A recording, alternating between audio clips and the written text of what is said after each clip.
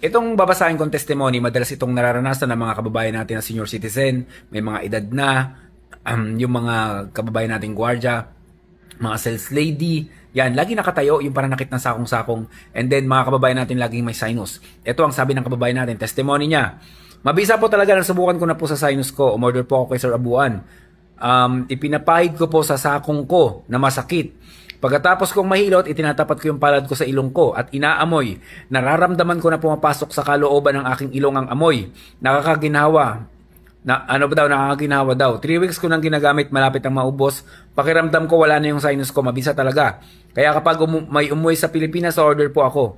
Hindi lang oil, pati na rin yung mga lunas tas yung Alkalife nyo.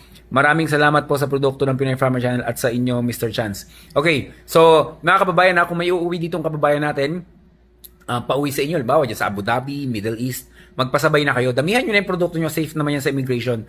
Wala pa namang na hold, no, lahat talaga safe.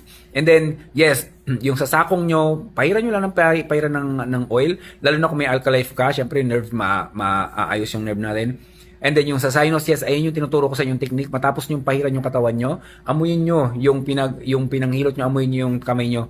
Ramdam nyo yun hanggang dito tumatagos yung amoy. Napakasarap sa pakiramdam. Stay healthy mga kababayan. Ako si Chance at ako magsasakang gala.